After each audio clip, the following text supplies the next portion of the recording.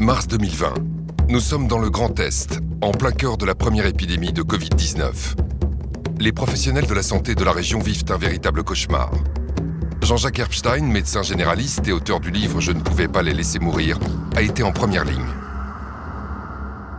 J'ai commencé à voir mourir des gens et nos salles d'attente se sont transformées en tranchées. On a vu monter en puissance l'épidémie et on a vu mourir nos premiers patients. Enfin, moi, j'ai vu mourir mes premiers patients en respectant scrupuleusement la doxa gouvernementale, ce qui est devenu, après, d'une manière un peu ironique et un peu cynique, la règle des 4D, Doliprane, dodo, domicile, décès. On ne peut pas commencer à laisser mourir les gens sans bouger le petit doigt. On est quand même des généralistes. Ça fait 25 ans que je suis installé, ça fait 25 ans que mes patients me font confiance. Je ne peux pas non plus leur dire « restez chez vous et attendez que ça se passe ». Une nuit, l'après-midi, j'ai vu une patiente, une jeune patiente de 40 ans, qui avait les symptômes du Covid. Alors moi, j'ai fait le réflexe « restez chez vous, ça va pas mieux, vous m'appelez, blablabla, blablabla ». Elle m'a chopé sur Messenger en disant « je vais pas bien ». Il était minuit. J'ai dit « qu'est-ce qui se passe ? Écoutez, j'ai du mal à respirer ». Je lui ai demandé de compter sa fréquence respiratoire, qui était au-dessus de 30. Et là, j'ai dit, oh là, c'est pas bon, c'est au-dessus de 25, il faut faire le 15. Donc faites le 15 immédiatement et vous me tenez au courant. Donc elle a fait le 15, et le retour du 15, ça a été restez chez vous. Je pense qu'à ce moment-là, les services de réanimation étaient au bord de l'implosion. Alors j'ai dit, restez chez vous, d'accord, alors, des conseils, vous m'appelez si vraiment il y a quoi que ce soit qui tombe mal, mais je viens vous voir demain. Et le lendemain, je suis allé la voir, je lui ai prescrit la prise en charge théorique à laquelle on avait pensé. Il y avait 4 trucs, il y avait l'azithromycine, un anticoagulant parce qu'on commençait à savoir qu'il y avait des cailloux qui pouvaient se former, un médicament pour l'aider à respirer, et puis du zinc, parce que le zinc a des propriétés antivirales. 48 heures après, plus rien, plus aucun symptôme.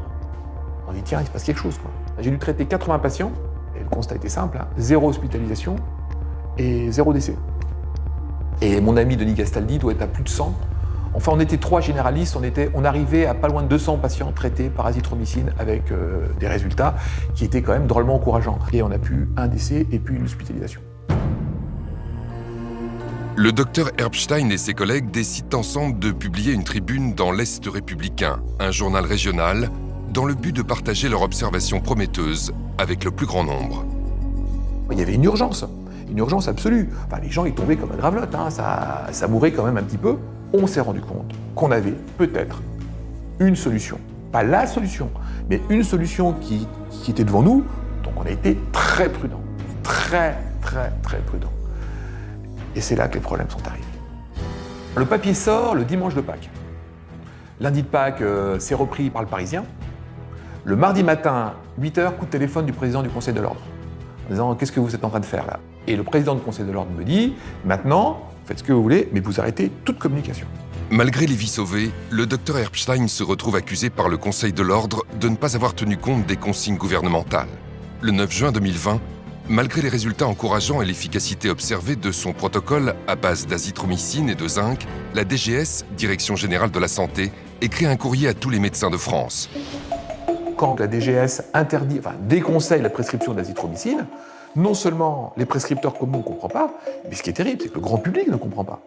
Parce que le grand public qui a été traité par l'azithromycine avec succès, dit « mais attendez, mais qu'est-ce qu'ils nous font là ?» Et pourtant, cette décision n'est rien en comparaison de ce qui s'est passé avec l'hydroxychloroquine, une autre molécule qui va se retrouver au cœur de la plus grande polémique et pour certains du plus grand scandale scientifique du XXIe siècle.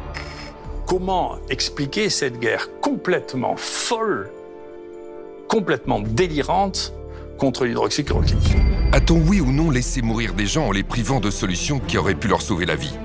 Ils sont nombreux dans le monde médical à en être convaincus. D'autant que, comme vous allez le découvrir, plusieurs traitements naturels ont montré d'excellents résultats contre la Covid-19 sans jamais trouver le moindre relais dans les médias, ni le moindre soutien de la part des instances de santé. Pour quelles raisons? Et dans l'intérêt de qui?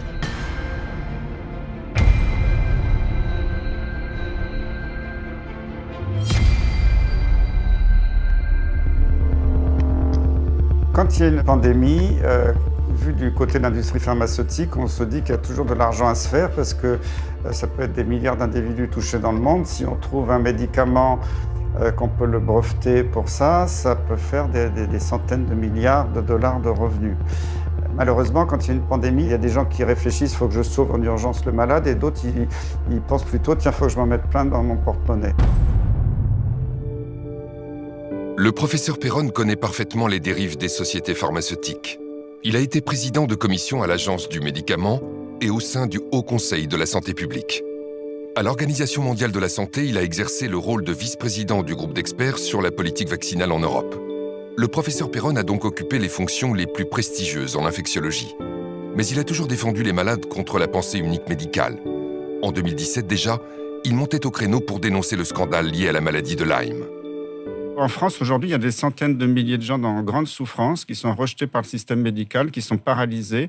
À l'échelle de l'Europe, c'est des millions. Oui. Et pendant ce temps-là, les autorités disent tout va bien. Donc c'est un vrai scandale sanitaire. Mais c'est vrai, c'est vrai. En 2020, il publie « Y a-t-il une erreur qu'ils n'ont pas commise ?» pour dénoncer notamment l'influence de l'industrie pharmaceutique dans sa tentative de diabolisation de l'hydroxychloroquine, commercialisée en France sous le nom de Plaquenil, un traitement ancien et bon marché qui a démontré très tôt une efficacité prometteuse contre le coronavirus. C'est le plus grand canular, malheureusement sinistre, de la médecine. On avait plein d'études qui montraient que ça marchait. Et il y a une espèce de coalition internationale, à la fois de Big Pharma, des présidents des sociétés savantes qui touchent beaucoup d'argent dans l'industrie pharmaceutique, de tout un tas de groupes d'experts qui étaient bourrés de conflits d'intérêts, qui ont passé leur temps à taper sur l'hydroxychloroquine. Et pour moi, c'est un scandale absolument énorme. L'histoire est hélas régulièrement ponctuée par de nombreux scandales sanitaires qui confirment que l'industrie pharmaceutique cherche avant tout la rentabilité financière sans considération pour la santé publique, souvent avec la complicité des agences sanitaires et de leurs experts en conflit d'intérêts. Le Vioxx, anti-inflammatoire prescrit pour les douleurs liées aux maladies articulaires, aurait provoqué 160 000 crises cardiaques et attaques cérébrales et 40 000 décès rien qu'aux États-Unis. Malgré les faits, les autorités sanitaires maintiennent le Vioxx sur le marché jusqu'à son retrait en 2004. Le Vioxx aurait rapporté à son laboratoire 12,5 milliards de dollars. Le scandale du Mediator aura lui aussi contribué à révéler les dérives et l'avidité de l'industrie pharmaceutique. Entre 1976 et 2010, le laboratoire Servier commercialise ce coupe-faim, dont les effets secondaires pourtant connus par le laboratoire ont coûté la vie à des milliers de patients. L'agence du médicament a fermé les yeux et ce scandale l'a conduite à changer de nom. De l'AFSAPS, elle est devenue l'ANSM. Lors de l'épidémie de grippe H1N1 en 2009, la France a dépensé plus de 100 millions d'euros pour acheter du Tamiflu, un médicament inefficace et toxique qui avait été interdit au Japon après avoir été soupçonné de causer la mort d'enfants et d'adolescents. Nouveaux traitements, vaccins. Pour l'industrie pharmaceutique, le coronavirus représente une opportunité commerciale sans précédent. Alors que des laboratoires comme AbbVie ou encore Gilead tentent de positionner leurs médicaments sur le marché du coronavirus, un homme va venir chambouler les projets commerciaux de Big Pharma. Son nom, Didier Raoult. Considéré dans le monde comme un des plus grands spécialistes des maladies infectieuses, le professeur Didier Raoult dirige l'IHU Méditerranée Infection à Marseille, un pôle 100% indépendant de l'industrie pharmaceutique et au rayonnement mondial dans le domaine des maladies infectieuses. Au début de l'année 2020, le professeur Didier Raoult et son équipe de chercheurs épluchent les récentes données des scientifiques chinois qui mettent en avant l'efficacité d'un traitement à base d'hydroxychloroquine.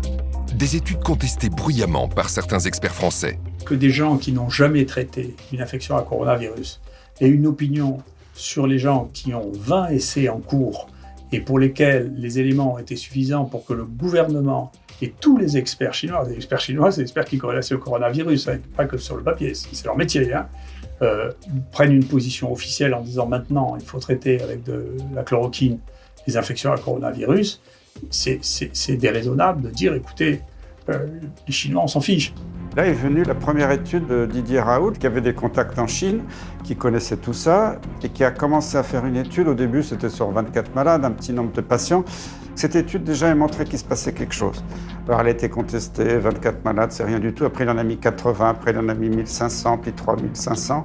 Et là, on a continué à dire, mais ce que fait Raoult, c'est n'importe quoi. Alors que le traitement du professeur Raoult à base d'hydroxychloroquine semble faire ses preuves sur les malades de la Covid-19, les autorités sanitaires françaises, ainsi que de nombreux experts, se montrent étrangement réticents. Nous avons en France la chance d'avoir le meilleur scientifique français reconnu sur la scène internationale, le plus grand chercheur Bon, je ne dis pas, et lui non plus ne le dit pas. D'ailleurs, vous avez procédé à son interview où il a répondu avec beaucoup de modestie il y a quelques jours de cela, que c'est la solution, qu'il y a un remède absolu à ça.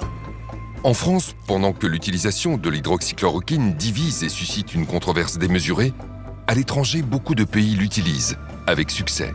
Très rapidement, le gouvernement italien a parfaitement réagi, les experts italiens aussi. Ils ont dit à tous les généralistes en Italie, donnez de l'hydroxychloroquine. On a vu la chute de la létalité. Au Portugal, dès le début, ils ont dit aux médecins, donnez la chloroquine.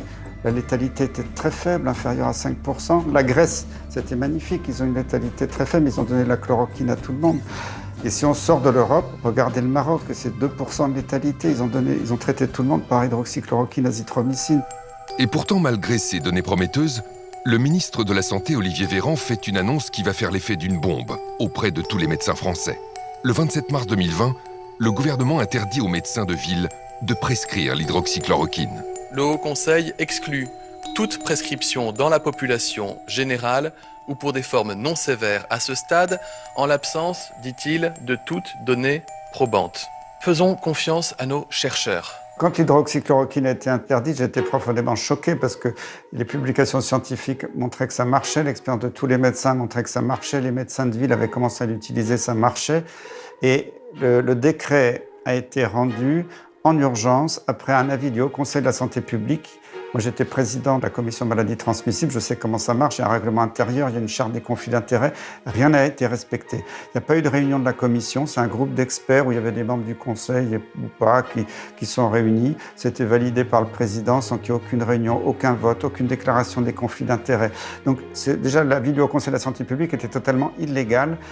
Et le ministre s'est appuyé là-dessus pour passer un décret en urgence qui était un scandale absolu en France, c'est qu'on a laissé crever les gens. On a interdit aux médecins généralistes qui s'étaient mobilisés pour sauver les gens de traiter les gens. La France est le seul pays au monde à avoir interdit par les médecins l'utilisation de l'hydroxychloroquine, ce qui était pour moi un scandale d'État. Sur la forme, je trouve ça scandaleux. On n'a pas à empêcher un médecin de prescrire un traitement, sauf si jamais il y a des preuves dans un sens de nocivité. C'est la première fois qu'on empêche un médecin de prescrire. Mais pas n'importe quel médecin, les généralistes. Parce qu'à l'hôpital, tout le monde a fait une hydroxychloroquine. Il n'y a que nous, les généralistes, qu'on a complètement muselés. C'est un scandale très très grave sur le plan de notre santé, de notre système de santé. D'abord, on a fait pire que ça. On a même conseillé aux malades de ne pas aller voir leur médecin. C'est-à-dire qu'on a des gens dont c'est le métier de prendre en charge les malades tous les jours. Ça fait pour certains 30 ans qu'ils sont médecins. Et tout d'un coup, on dit à leurs malades, surtout n'allez pas voir votre médecin. Et puis ensuite, on nous explique qu'on a fait 10 ans d'études, mais qu'on n'est pas capable de déterminer si un patient peut ou ne peut pas prendre de l'hydroxychloroquine. Ça fait 30 ans qu'on le fait. C'est tellement invraisemblable. Et c'est ce contre lequel j'ai le plus lutté, c'est ce décret, qui est une ineptie totale. 90% des médecins avec lesquels j'ai pu parler de ce sujet ont le même avis que moi. Parce que ce sont pour la plupart des médecins généralistes, par ailleurs. Donc ils se sentent réellement exclus du système. On n'a pas tenu compte de l'avis des médecins, parce que les médecins généralistes, ils l'ont bien vu au début, ils ne donnaient pas l'hydroxychloroquine, ils ont envoyé beaucoup de gens en réanimation à l'hôpital. Et quand ils ont commencé à prescrire, ils n'envoyaient plus personne à l'hôpital. Ils l'ont vu. On n'a pas respecté cette expérience et ce souhait des malades. C'est une atteinte très grave à l'exercice de la médecine. L'idée que l'État se saisisse de tâches qui sont du soin usuel, si vous voulez, à la place des médecins et leur interdise de faire un certain nombre de choses qui sont banales, je ne suis pas d'accord. Et pour le dire d'ailleurs tout à fait officiellement, je suis surpris que l'Ordre des médecins ait accepté une chose pareille. Moi, si j'avais été président de l'Ordre des médecins, ce qu'à Dieu regarde, j'aurais démissionné immédiatement. Pour justifier l'interdiction de prescription de l'hydroxychloroquine, les autorités relayées par les médias avancent qu'elle pourrait être dangereuse pour les malades.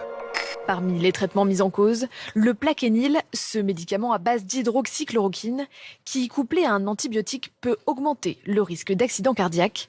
Attention à la chloroquine, c'est l'agence du médicament qui a donc lancé une alerte cette nuit. Le médicament qui suscite beaucoup d'espoir aujourd'hui peut être mortel. Il reste un produit dangereux s'il est mal utilisé. Honnêtement, si un jour on se met à réfléchir sur l'histoire de l'hydroxychloroquine, qui est quand même l'histoire moi, la plus fantasque que j'ai entendue en médecine de ma vie. D'accord ?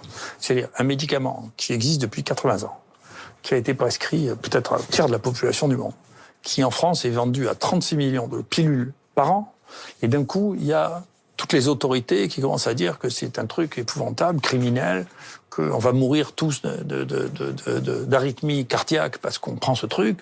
C'est le truc le plus fantasque que j'ai jamais vu. J'ai jamais entendu parler d'un truc aussi fantasque que ça. C'est inouï.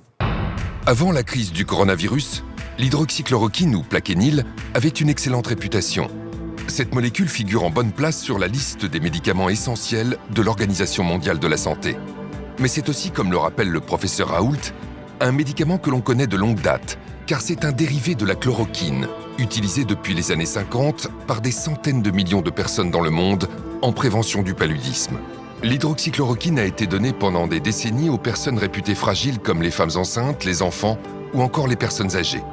Ce médicament est si sûr qu'il était en vente libre jusqu'en janvier 2020, date à laquelle la ministre de la Santé, Agnès Buzyn, a décidé de lui retirer son accessibilité sans la moindre explication. Il y a déjà eu un truc qui a été curieux, c'est mi-janvier, quand Agnès Buzyn a demandé que l'hydroxychloroquine, qui était en vente libre, devienne sous prescription médicale. Ça, c'était un peu curieux. Puis, en mars 2020, l'hydroxychloroquine est devenu un médicament très dangereux, du jour au lendemain. Alors que l'hydroxychloroquine, il y a des publications qui montrent que ça marche, ça coûte pas cher. L'agence du médicament n'a pas arrêté de dire que c'était toxique. Ça donnait des problèmes cardiaques, alors que les problèmes cardiaques, ils venaient du Covid et pas du tout de l'hydroxychloroquine. Maintenant, c'est reconnu. Je pense que cette histoire d'effet secondaire ou de dangerosité de l'hydroxychloroquine est la plus belle plaisanterie médicale, scientifique qu'on ait inventée depuis janvier 2020, depuis le début de cette pandémie. J'utilise l'hydroxychloroquine depuis 15 ans, 20 ans, et particulièrement depuis 10 ans dans les maladies infectieuses, d'autres maladies infectieuses. Je n'ai jamais eu d'accident, mais ce n'est pas une statistique, donc je suis allé rechercher réellement ce qu'on avait comme études. Et parmi les nombreuses études que j'ai pu retrouver, j'ai vu un travail de la HAS, la Haute Autorité de Santé, de 2009, c'est pas si vieux, qui avait réétudié et réévalué l'hydroxychloroquine en tant que médicament en vente libre. Ils ont étudié ça pendant 6 mois, 100 000 prescriptions, 65% de ces prescriptions étaient faites par des médecins généralistes, ce qui prouve bien que tout le monde en prescrivait très largement. Et la conclusion, c'est médicament toujours aussi efficace et toujours aussi peu dangereux. Et on a redonné non seulement l'AMM, mais aussi l'autorisation de vente sans ordonnance, donc vente libre, en 2009 à l'hydroxychloroquine. Vous imaginez bien qu'une telle étude faite par la Haute Autorité de Santé il n'y a pas si longtemps, donc avec des moyens modernes, s'il y avait eu le moindre danger de l'hydroxychloroquine, on l'aurait vu. Ce produit, en plus, il faut savoir, l'hydroxychloroquine donc, est prescrit dans des maladies comme le lupus, les polyarthrites pendant des années. Des années. C'est pas 10 jours. Là, contre le coronavirus, il s'agissait d'un traitement de 10 jours. Donc vraiment, on s'est moqué de nous. Y a-t-il eu une forme de complot contre la chloroquine, un vieux médicament générique qui ne rapporte rien à l'industrie pharmaceutique? Ce qui s'est passé avec le scandale du Lancet nous donne peut-être la réponse. Le 22 mai 2020, l'hydroxychloroquine va se retrouver la cible d'une étude publiée dans The Lancet, l'une des plus prestigieuses revues scientifiques du monde. La revue médicale britannique a publié une vaste étude. 15 000 malades ont reçu 4 combinaisons différentes à base de ces 2 molécules, seules ou associées à un antibiotique. Et les conclusions sont très claires. Nous avons posé une question. Y a-t-il un quelconque avantage à utiliser l'un de ces traitements chez les patients hospitalisés avec un Covid-19? Et la réponse est un non assez concluant.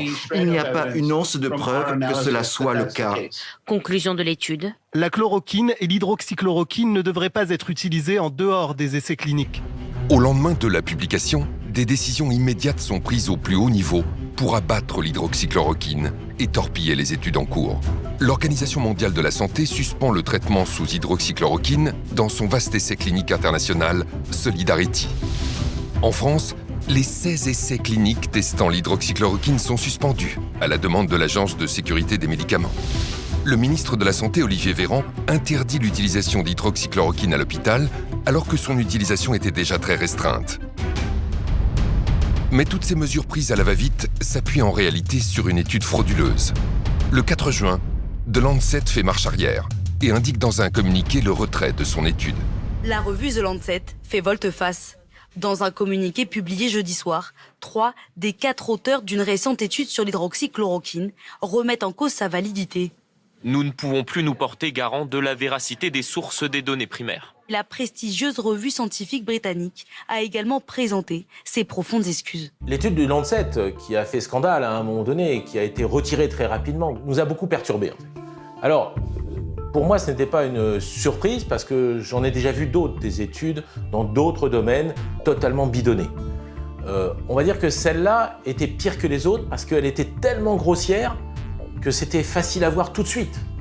Et d'ailleurs, nous avons été très choqués qu'un ministre de la Santé, médecin, spécialiste, habitué à lire des études toute la journée quand il était à l'hôpital, prenne cette étude pour argent comptant immédiatement et prenne une décision politique et juridique avec un décret exclusivement sur cette étude, enfin déclenchée par cette étude qui était une étude totalement bidon. Les décisions précipitées d'Olivier Véran sont d'autant plus surprenantes que tout le monde sait, dans la communauté scientifique, que les études peuvent être manipulées par l'industrie pharmaceutique.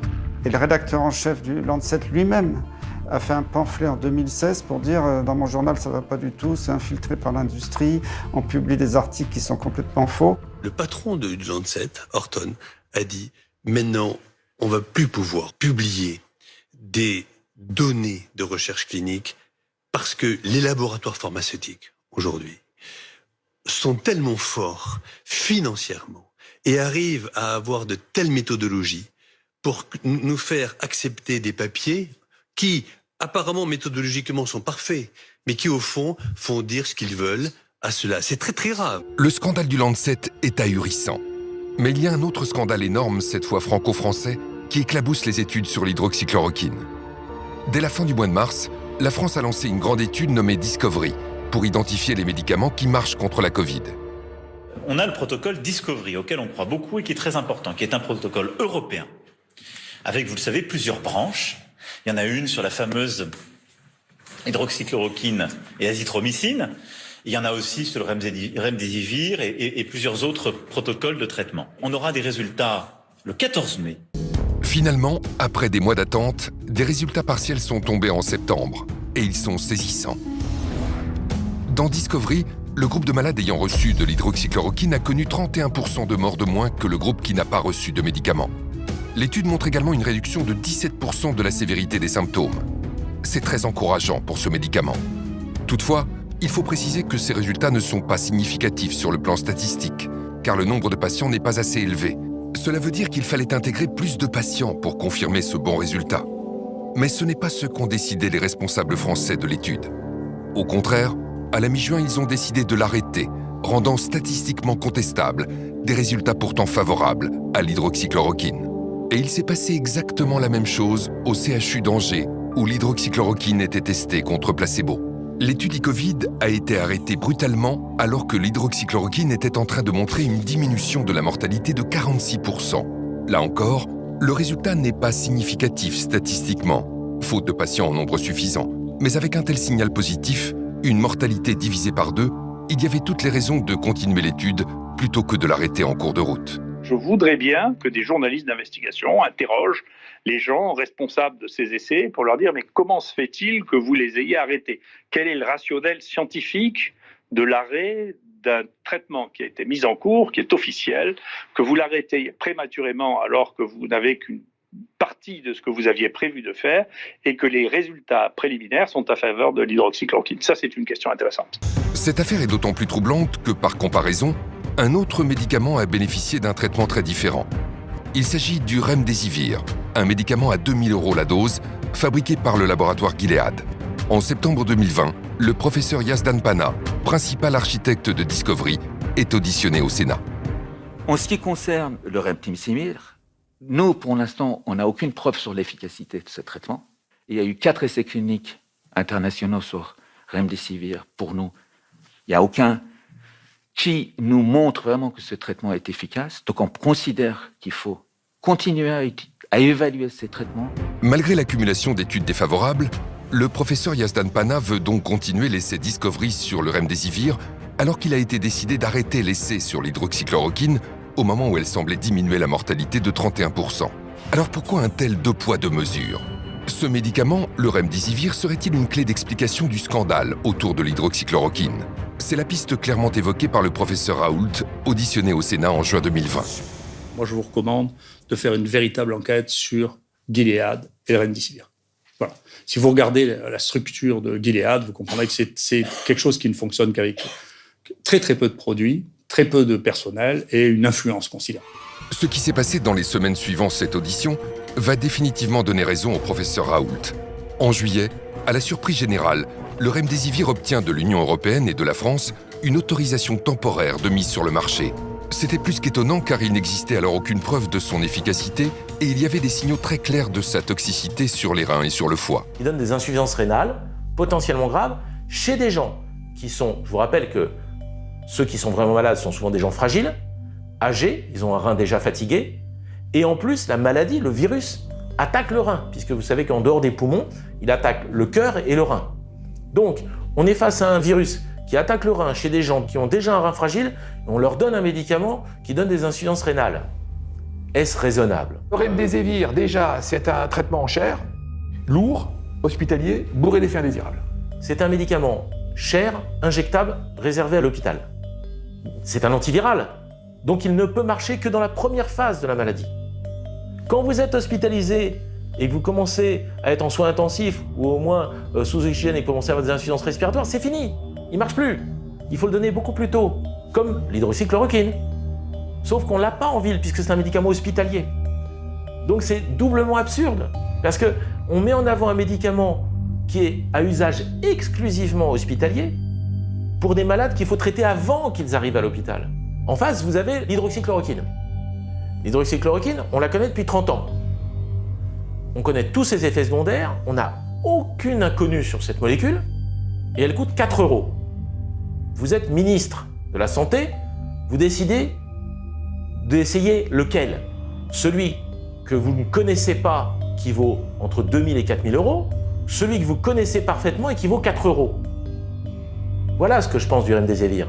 Quand l'ANSM a accordé au remdesivir l'autorisation donc de provisoire de mise sur le marché, une ATU, eh bien, 2 jours plus tard, le Haut Conseil de santé publique, lui, au terme de ces débats qui sont publics, et on a les transcriptions, disait que c'était inefficace, cher, et qu'aucune preuve de l'efficacité clinique n'avait été apportée.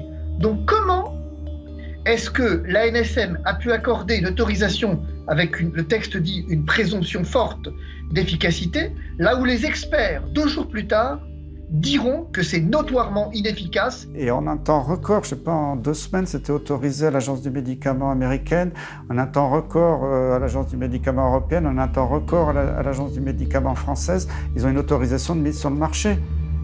Mais c'est un scandale énorme. Ce scandale énorme devient encore plus criant à l'automne. Le 8 octobre 2020, la Commission européenne signe l'achat de 500 000 doses de remdesivir avec le laboratoire Gilead.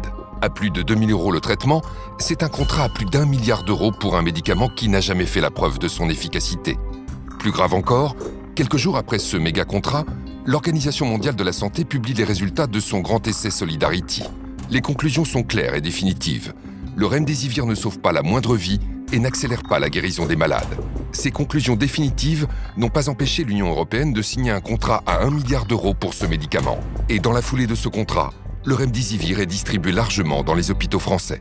Juste après que tout le monde se soit mis d'accord sur le fait que le remdesivir ne sert à rien, eh bien, on reçoit du ministère de la Santé, du directeur général de la Santé, une lettre qui nous dit maintenant, vous pouvez utiliser le remdesivir quand vous voulez, c'est gratuit, on en a tant que vous voulez. Vous pouvez donc mettre des perfusions pendant 10 jours avec un produit qui ne sert à rien et qu'on a acheté.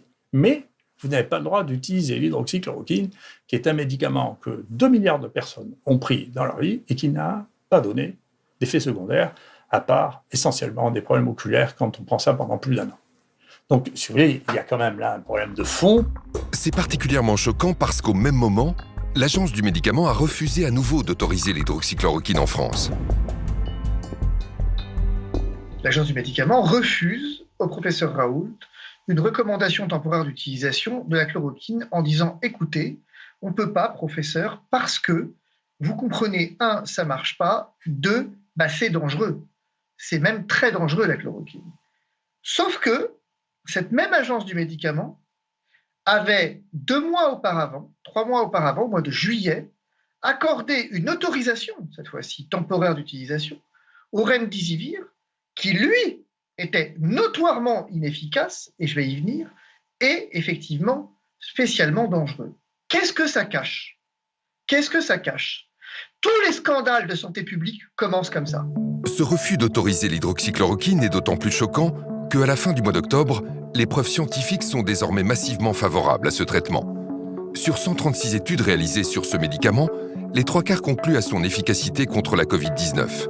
Et quand l'hydroxychloroquine est donnée suffisamment tôt, comme le recommande le professeur Raoult, elle montre une efficacité dans 100% des études publiées. C'est pour cela que de très nombreux pays utilisent et recommandent ce médicament dans le monde entier. À l'automne 2020, 3 des plus grandes nations de la médecine recommandent officiellement l'hydroxychloroquine. La Chine, qui a inclus la chloroquine dans sa liste officielle des médicaments contre la Covid. La Russie, qui recommande l'hydroxychloroquine en traitement précoce. Et l'Inde, qui la recommande aussi à la fois en prévention et en traitement de la Covid-19. Si on regarde les pays où la létalité était la plus forte, c'est les pays les plus riches et soi-disant les plus avancés sur le plan économique, que ce soit la France, la Grande-Bretagne, la Belgique. Et on s'aperçoit que ce sont les pays qui sont le plus sous l'influence de l'industrie pharmaceutique. Et ça, c'est dramatique, alors que les pays soi-disant plus pauvres, qui n'avaient pas trop les moyens, s'en sont extrêmement bien sortis avec des médicaments pas chers comme l'hydroxychloroquine. Face à toutes ces preuves, le refus de l'Agence du médicament d'autoriser l'hydroxychloroquine est difficilement compréhensible. Quelle indécence de la part de la NSM de venir dire que la chloroquine n'a pas de présomption simple d'efficacité, là où le remdesivir avait, lui, une présomption forte d'efficacité. Nous sommes dans un mensonge d'État. Le parquet de Paris devra ouvrir une information judiciaire pour savoir pourquoi est-ce que finalement, depuis le départ, la chloroquine est à ce point décriée et pourquoi est-ce que le remdesivir, dont l'efficacité a été reconnue comme nulle, c'est pas moi qui le dis, le professeur Combe dit effectivement efficacité clinique nulle et il dit « je suis désolé d'être aussi dur », 2 jours après que la NSM ait accordé cette autorisation d'utilisation. Donc qu'est-ce que ça cache? Nous saisissons le parquet parce que nous pensons, nous craignons qu'effectivement nous soyons au cœur d'un scandale. De fait, pour imposer le remdesivir, Gilead a sorti en coulisses l'artillerie lourde, et ce, dès le début de l'épidémie. Lors de son audition au Sénat en juin 2020, le professeur Raoult dénonçait déjà des méthodes peu orthodoxes. Je vous le rappelle, moi quand j'ai commencé à parler pour la première fois de la chloroquine, il y a quelqu'un qui m'a menacé à plusieurs reprises, de manière anonyme. J'ai porté plainte et j'ai fini par trouver que c'était celui qui avait reçu le plus d'argent de Gilead depuis 6 ans. Quand même. D'accord. Donc, si vous voulez, j'ai une expérience personnelle, d'accord, de fonctionnement qui ne me paraissent pas normaux. Peut-être que c'est une coïncidence, mais c'est pas sûr parce qu'il me disait qu'il m'interdisait de parler de la chloroquine, d'accord. J'ai les mails, j'ai porté plainte officiellement à la police, on sait qui c'est. Ce que révèle le professeur n'est pas un cas isolé, car la plupart des experts infectiologues français ont des liens d'intérêt avec le laboratoire Gilead. Le journal Science et Avenir en a calculé le nombre exact. 85% des spécialistes français les plus reconnus des maladies infectieuses ont touché de l'argent de Gilead Sciences. Au total, Gilead a versé 18,5 millions d'euros aux professionnels de santé en France depuis 2013. En coulisses, les enjeux financiers sont immenses. L'évolution du cours en bourse de Gilead étant directement liée à la question de l'efficacité ou non de l'hydroxychloroquine et donc en partie aux déclarations du professeur Raoult. Gilead est une société qui est cotée à peu près à 100 milliards de dollars. Nous pouvons remarquer sur ce graphique qui est le cours de bourse que son action a monté de façon assez spectaculaire avec le début de la pandémie. Cela a donné une augmentation de la valorisation de cette entreprise d'environ 30 milliards de dollars. Et on peut voir que cette augmentation est très très fluctuante. Donc il est tout à fait normal effectivement qu'à chaque nouvelle information, comme le début des thèses, des essais cliniques qui montrent que le remdesivir est prometteur que cette action monte. Mais ce qui est assez étonnant, c'est qu'on voit que les baisses de ce cours de bourse semblent expliquées par la promotion de l'IHU, de l'hydroxychloroquine, donc un traitement concurrent du remdesivir. Mais nous pouvons voir que ces fluctuations sont quand même importantes et représentent en quelques jours environ des fluctuations de 10 milliards de dollars. Au regard des milliards qui se jouent dans l'économie boursière, le laboratoire Gilead compte bien sur ses nombreux experts avec lesquels il entretient des liens d'intérêt. L'hydroxychloroquine que défend le professeur Raoult, vous pas, vous restez sur vos positions ? Je pense que maintenant la question est réglée. C'est le cas en particulier du professeur Karine Lacombe, qui s'est positionnée sur tous les plateaux de télévision contre l'hydroxychloroquine. Karine Lacombe a reçu plus de 200 000 € des laboratoires pharmaceutiques, dont 28 000 du laboratoire Gilead. Dès le départ, avant même d'avoir les résultats de Discovery, elle annonçait l'inefficacité de l'hydroxychloroquine. Grâce à Didier Raoult, et on le remerciera pour ça, on a mis en place beaucoup plus rapidement que prévu les essais qu'il fallait et on montrera que la chloroquine ne marche pas, en revanche, que d'autres marchent. Tous ces experts qu'on a pu voir continuellement sur les chaînes d'information n'ont jamais déclaré leur lien d'intérêt ni leur conflit. Normalement, ils auraient dû se retirer, mais ni même les médias n'ont fait ce travail pour expliquer aux téléspectateurs, finalement, quels étaient les liens des personnes qui se prétendaient experts. Mais peut-on avoir aujourd'hui un expert qui ne travaille pas pour un laboratoire? Parce que les laboratoires font systématiquement travailler les experts les plus connus. On a beaucoup critiqué les experts qui ont reçu de l'argent des laboratoires, de Gilead entre autres, mais de tous. Est-ce que vraiment ça les a influencés? Je ne sais pas. Je ne me permettrai pas de faire de procès d'intention. Mais il faut un contre-pouvoir. Et aujourd'hui, on a vu, avec cette crise du coronavirus, que le contre-pouvoir n'existait pas. On a vu que tout le monde allait dans le sens du plus riche, tout le monde allait dans le sens du médicament qui va rapporter le plus. Et c'est ça qui est gênant. Et on dit, alors à qui on doit faire confiance? L'influence de Gilead s'exerce aussi au plus haut niveau. Même nos décideurs ont été trompés, comme l'a confié un grand infectiologue au journal Marianne. Gilead a atteint un tel pouvoir qu'il peut compter sur certains grands professeurs pour faire office de lobbyiste officieux. Ce qui a fait que le remdesivir s'est retrouvé en haut de l'affiche sans aucune preuve de son efficacité. Monsieur le ministre de la Santé, le gouvernement doit la vérité aux Français évidemment sur la gestion de la crise. Est-ce que vous excluez tout soupçon de collusion entre les intérêts du laboratoire Gilead et des membres du conseil scientifique? Moi, je n'aime pas les accusations ad hominem. Et je considère que les membres du conseil scientifique ont fait une action gratuite depuis plusieurs mois maintenant dans notre pays. Vous en êtes sûr? Ont été importants. Qu'il n'y a pas de soupçon moi, je suis sûr qu'ils n'ont pas été payés par le gouvernement ou par qui que ce soit pour réaliser leur action au sein du conseil scientifique. C'est pas la question. Est-ce qu'ils ont des liens financiers avec des laboratoires? Si vous citez le laboratoire Gilead, par exemple, lorsque j'étais député, vous pourrez voir que lorsqu'il y avait un traitement contre l'hépatite C qui avait émergé, mais ce n'est pas ma question. J'avais même convoqué moi-même le président du laboratoire pour dire que le prix était excessif. J'entends bien. Ma question, je vous la répète, concerne les membres du conseil scientifique qui ont quand même géré cette crise sanitaire. Est-ce que vous pouvez nous dire ce matin, vous êtes sûr qu'il n'y a aucun lien avec ces personnes et les laboratoires Gilead?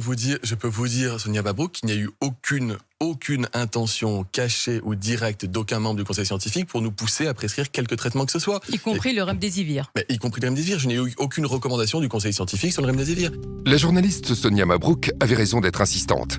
La plupart des experts qui ont conseillé le président de la République ont eu des liens d'intérêt avec Gilead. C'est le cas en particulier du professeur Yazdan Bana, le pape de l'étude Discovery. Ce chercheur a siégé au moins 10 fois au board de Gilead entre 2013 et 2015. Devant les députés, le professeur Raoult n'a pas caché sa surprise en découvrant l'intimité du responsable de l'étude Discovery avec le directeur de Gilead. Moi, j'ai été surpris de voir que le directeur de Gilead, devant le président de la République et devant le ministre, tutoyait celui qui était en charge des essais thérapeutiques en France pour le Covid-19, quand même. Moi, je n'ai pas l'habitude de me faire tutoyer par le directeur de l'industrie pharmaceutique. S'il le faisait, d'ailleurs, je leur répondrais en leur vous voyant. Je ne le ferais pas. Bruno Ohen, l'autre grand expert de Discovery, était membre du groupe de travail français qui s'est exprimé le 5 mars 2020 en faveur du remdesivir. Bruno Ohen a reçu pas moins de 52 000 € de Gilead en avantages, rémunération et contrats d'expertise. Même le président du conseil scientifique, Jean-François Delfrécy, a pris part une fois au conseil de Gilead en 2013. Plus inquiétant encore, Christian Chidiac, président de la commission qui a conseillé le président de la République sur les traitements contre le coronavirus, a siégé plusieurs fois au board de Gilead. Selon le professeur Raoult, c'est cet homme qui a influé pour que le Premier ministre empêche les médecins hospitaliers de prescrire librement l'hydroxychloroquine aux malades de la Covid-19. Ce qui est en train de sauter aux yeux de la population, c'est qu'à propos de l'hydroxychloroquine, on est en train de dévoiler au grand jour toutes les magouilles de l'industrie pharmaceutique pour promouvoir des médicaments très chers et pouvoir occuper les marchés. En effet, pendant que l'hydroxychloroquine était diabolisée, d'autres molécules efficaces ont été purement et simplement ignorées. C'est le cas de vieux médicaments qui ne sont plus sous brevet, comme la colchicine, l'ivermectine et la fluvoxamine. Tous les trois ont fait la preuve de leur efficacité contre la Covid-19 dans des études contrôlées contre placebo, et pourtant les autorités et les médias restent silencieux, comme s'il n'y avait pas de place dans notre système médical pour les molécules qui ne rapportent plus rien au laboratoire. Si vous dites maintenant, alors qu'on dépense des centaines et des centaines de millions pour trouver de nouvelles molécules, que vous savez, il suffit de recycler des molécules anciennes qui sont génériquées et qui ne coûtent rien, vous sciez toute une branche de la science qui s'est développée depuis 20 ans. Hein. Et donc, vous avez les plus grandes difficultés à trouver des gens qui regardent ça avec un œil favorable. Tout ça heurte à la fois un modèle économique, pas que des intérêts. Hein. Comment on développe une molécule qui n'est plus rentable? On ne sait pas le faire dans notre monde. Parmi les victimes de ce modèle économique, il n'y a pas que les vieux médicaments génériqués. Il y a aussi et surtout les molécules naturelles, comme les vitamines, les minéraux ou les plantes médicinales, dont l'efficacité peut pourtant être extraordinaire, sans le moindre effet indésirable. C'est le cas en particulier de la vitamine D, considérée par de nombreux scientifiques comme la vitamine de la décennie. Peu coûteuse, facile à prendre et sans effet secondaire, la vitamine D est au cœur de plus d'une quarantaine d'études scientifiques concluant à des résultats si spectaculaires pour lutter contre la Covid qu'on pourrait ne pas le croire. Comme vous allez le découvrir, la vitamine D en prévention permettrait de réduire de moitié le nombre d'infections au coronavirus. Mais ce n'est pas tout. La vitamine D en traitement aurait pu sauver la vie de milliers de malades hospitalisés. Professeur de médecine, de physiologie, de biophysique et de médecine nucléaire, le professeur Michael Olick est l'un des plus grands experts de la vitamine D dans le monde. Il est à l'origine de plusieurs études portant sur l'action de la vitamine D contre le coronavirus. Le professeur Olick nous a reçus pour partager avec nous les résultats saisissants de ses recherches et les découvertes récentes autour de la vitamine D. Nos connaissances à propos de la vitamine D ont été bouleversées ces 10 dernières années. Si son rôle est crucial pour la santé des os et le métabolisme du calcium, il l'est aussi pour de nombreuses autres fonctions biologiques, notamment la réduction des risques de maladies telles que les cancers communs, les maladies auto-immunes graves comme la sclérose en plaques, l'arthrite rhumatoïde, le diabète de type 1, mais aussi les maladies infectieuses, y compris, selon nous, la pandémie de Covid-19, mais aussi les risques de maladies cardiovasculaires, de maladies d'Alzheimer, de dépression, et la liste est encore longue. De nombreuses études ont décrit comment la vitamine D agit sur le système immunitaire. Nous avons pu observer qu'une simple prise de vitamine D permet d'agir sur 291 gènes régulant la fonction immunitaire, la mortalité cellulaire et toute une série de processus biologiques. Une de nos études a donné des résultats incroyables. Donner à une personne 600 unités de vitamine D par jour permettait de réguler 150 à 200 gènes du système immunitaire. Mais avec 4000 unités par jour, ce chiffre passait à environ 300 à 400 gènes et à plus de 1000 avec 10 000 unités par jour. C'est ce rôle majeur pour la santé et le bien-être général qui explique l'intérêt qu'elle suscite dans le monde entier. Au début de l'année 2020, lorsque l'épidémie s'abat sur le monde, le professeur Olick est convaincu que la vitamine D pourrait avoir un impact contre le coronavirus. Lorsque tout a commencé en février dernier, j'étais en Argentine pour une partie de pêche et j'ai attrapé le dernier vol pour rentrer. J'ai aussitôt écrit à mon hôpital et à d'autres personnes concernées en expliquant que cette pandémie pouvait certainement être combattue en augmentant les apports en vitamine D dans la population. De nombreuses études, dont les données de l'enquête nationale de santé américaine, ont montré qu'une amélioration du taux de vitamine D réduit les risques d'infection des voies respiratoires supérieures, dont la grippe et plusieurs virus du rhume, comme les adénovirus et les coronavirus. Nous connaissons le rôle très important de la vitamine D pour le bon fonctionnement du système immunitaire et la régulation de l'activité des cytokines. Or, l'une des principales complications de la Covid-19 est justement ce qu'on appelle l'orage cytokinique, à l'origine de nombreuses complications et de décès liés à cette infection.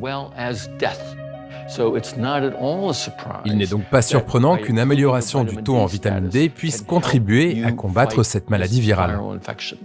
Le professeur Hollick n'est pas le seul à comprendre immédiatement l'intérêt exceptionnel de la vitamine D pour lutter contre la Covid.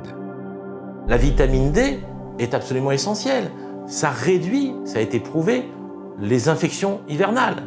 Vous aurez des grippes moins fréquentes, moins fortes. Vous aurez moins de rhume. Vous aurez même moins de cancers. Il y a une très belle étude canadienne qui montrait que c'était 2 fois moins de cancer du sein chez les femmes qui avaient un taux de vitamine D suffisant par rapport à celles qui ont une carence en vitamine D. Là aussi, pourquoi n'a-t-on pas dit aux Français « Allez chez votre médecin, faites doser votre vitamine D ». C'est un complément alimentaire de base. S'il n'y en avait qu'un, ça serait celui-là peut-être. C'est une vitamine qui est fabriquée, qui est métabolisée par le soleil. Donc le soleil est important. Et pour que cette vitamine puisse avoir des effets positifs sur votre corps, il faudrait rester tous les jours, un quart d'heure à moitié à poil en plein soleil. Quand on n'a pas assez de vitamine D, le système immunitaire va réagir à l'excès. Et on sait que cet excès va causer des dégâts bien plus importants dans le cas du Covid-19 que ce qu'aurait infligé le virus. Et un poumon qui est trop attaqué et qui est l'objet d'un champ de bataille trop important va ne plus être fonctionnel et c'est comme ça que le patient va mourir asphyxié. Le problème du Covid, c'est un problème d'inflammation. Et lorsqu'on regarde les capacités anti-inflammatoires de la vitamine D, on devrait systématiquement le retrouver sur toute notre table au petit déjeuner. Et même, supposons que ça ne marche pas contre le coronavirus, on aura amélioré la santé des Français, on aura amélioré leurs os, on aura amélioré leur immunité, on aura réduit leur risque de cancer. Donc pourquoi ne pas l'avoir proposé au lieu de dire aux gens « rentrez chez vous, fermez les fenêtres, fermez les volets et priez pour que vous ne soyez pas malade ». En France, le 22 mai 2020, l'Académie de médecine a publié un communiqué dans lequel les académiciens affirment que la vitamine D devrait être donnée aux malades de la Covid pour atténuer la tempête inflammatoire et ses conséquences. Une information de la plus haute importance qu'aucun média ni aucune autorité sanitaire ne va pourtant relayer. Le professeur Hollick décide alors de mener plusieurs études grandeur nature pour évaluer concrètement l'action de la vitamine D sur le coronavirus à différentes étapes de la maladie.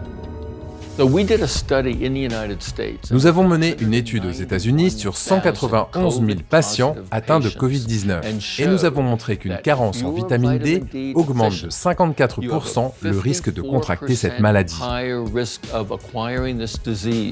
Et ce, quelle que soit votre origine ethnique, votre âge ou la région où vous vivez aux États-Unis. Les résultats obtenus par le professeur Hollick sont exceptionnels. Ils sont publiés le 17 septembre 2020 dans le journal médical PLOS ONE. Mais ce n'est pas tout. Non seulement la vitamine D réduirait de moitié les infections, mais en plus elle réduirait drastiquement la gravité de la maladie.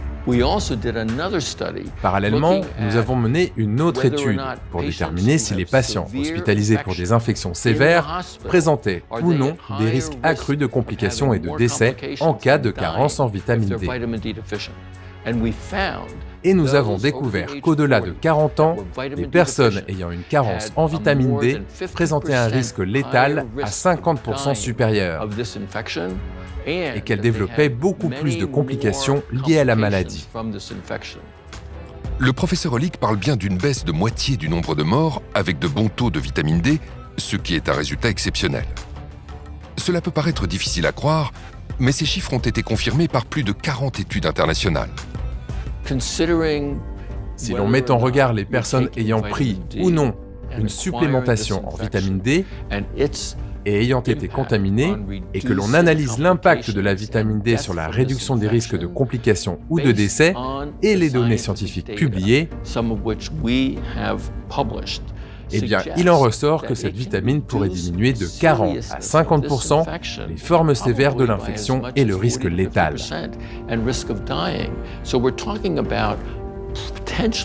Je pense qu'on parle potentiellement de centaines ou de milliers de personnes qui auraient pu éviter l'hospitalisation, effectuer des séjours moins longs à l'hôpital et surtout éviter la complication ultime, à savoir la mort. Nous en concluons donc que c'est un bouclier puissant contre le risque de contracter cette maladie infectieuse grave. Une étude randomisée espagnole confirme la conclusion du professeur Hollick. Des chercheurs ont séparé en deux groupes 76 patients. Les 2 tiers ont reçu des doses importantes d'un analogue de la vitamine D3. Un tiers a reçu un simple placebo. Dans le groupe placebo, la moitié des patients est partie en réanimation. 2% seulement dans le groupe vitamine D. Mieux, tandis que 8% du groupe placebo sont décédés, on ne déplore aucun mort chez les patients du groupe vitamine D. À ce jour, on estime que 40% de la population mondiale est carencée en vitamine D. 80% en France. Parmi les plus touchés, les personnes âgées. Plusieurs études en France et dans le monde prouvent que la vitamine D réduit le risque d'infection et de décès. C'est ce qui a été observé dans un EHPAD frappé par le virus lors de la première vague. La vitamine D a protégé les malades. On a observé en fait que les résidents qui avaient été supplémentés en vitamine D récemment, en fait dans les 30 derniers jours avant l'infection, eh bien, avaient une survie qui était 90% supérieure aux résidents qui avaient reçu de la supplémentation en vitamine D plus ancienne. Je pense que les maisons de retraite devraient en prendre conscience et administrer systématiquement de la vitamine D à leurs résidents. Nous savons qu'ils sont susceptibles d'être à risque de carence en vitamine D et qu'ils courent un risque très élevé de contracter cette infection et d'en mourir. Aux États-Unis, j'ai recommandé d'administrer immédiatement 50 000 unités de vitamine D. Le message du professeur Hollick n'a toujours pas été entendu. Seule l'Angleterre a finalement décidé à l'automne 2020 de distribuer gratuitement une supplémentation en vitamine D à 2 millions de personnes âgées et vulnérables dans l'espoir de réduire leur risque de développer une forme grave de Covid-19. En France, comme dans d'autres pays, le silence des autorités est assourdissant. Quand on dit que la vitamine D peut aider à combattre cette maladie, cela soulève des interrogations. Les médecins connaissent le lien entre la vitamine D, le rachitisme et la santé osseuse, voire même peut-être l'ostéoporose chez la femme. Mais ils sortent rarement des sentiers battus. Ils ne savent pas qu'il existe une littérature impressionnante démontrant que les récepteurs de vitamine D sont présents dans le système immunitaire et qu'ils ne sont pas là pour rien. Mais le sujet mobilise peu. Il est peu exploité par les fabricants de médicaments, par les professionnels de la santé ou par les responsables de la santé publique, qui sont censés s'occuper du bien-être de la population.